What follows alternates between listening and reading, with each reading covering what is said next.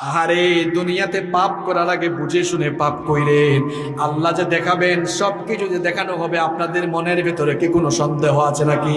সন্দেহ থাকলে আসেন সন্দেহটা দূর করে দেই। এই যে আমার সামনে কয়েকটা জিনিস দাঁড় করানো আছে, এগুলার নাম কি? জুড়ে বলেন। এই ক্যামেরা বানাইছে কে? আরে আল্লাহ বানাইছে কে বলছে?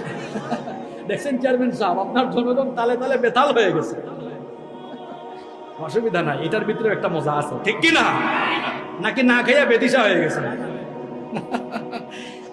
বলেন তো, আমার সামনে এগুলা হলো ক্যামেরা বানাইছে কে?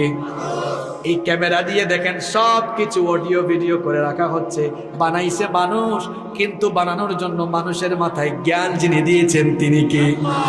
তো আল্লাহর দেওয়া জ্ঞান ব্যবহার করে মানুষ যদি ক্যামেরা বানাইয়া অডিও ভিডিও কইরা সব রাখতে পারে, আপনি যে রাতের বেলা চুরি করেন, অপকর্ম করেন, কোথায় কোন গুনাহ করেন, সেগুলো কি আল্লাহর ক্যামেরায় রেকর্ড হয় না? সেগুলো দেখানো হবে। সুতরাং সাবধান, গুনাহ করার আগে সাবধান। মনে রাখতে হবে আল্লাহর সিসিটিভির আওতার বাহিরে আমরা কেউ আমরা আল্লাহর সিসিটিভির আওতার বাহিরে নাই।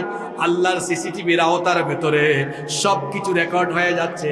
এমনকি ফেরেশতা 2 জন সবার সঙ্গে নিয়োগ করেছেন কে? আরো জোরে বলেন কে? আল্লাহ বলছেন ওয়া ইন্না আলাইকুম লাহাফিজিন,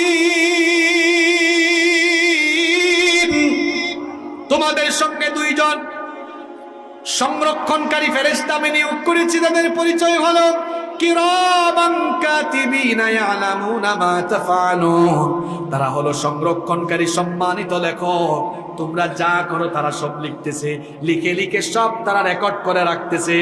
কিয়ামতের দিন আমাদের প্রত্যেকের হাতে লিখিত সেই আমলনামা যিনি ধরায়া দিবেন, জুড়ে বলেন তিনি কে?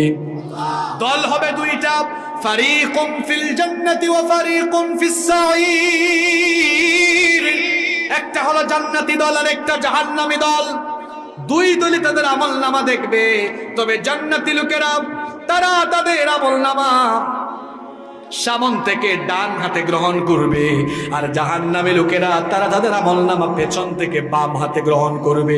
আমলনামা দেখার পরে কোন দলের অবস্থা কেমন হবে? রব্বুল আলামিন কোরআনুল কারীমের 69 নম্বর সূরা সূরাতুল হাক্কা এর 19 নম্বর আয়াত থেকে বলছেন, ফাআম্মা মান উতিয়া কিতাবাহু বিয়ামিনিহি ফায়াকুলু হাকুম ইকরাউ কিতাবিয়া ইন্নী ظننت أني ملاق حسابي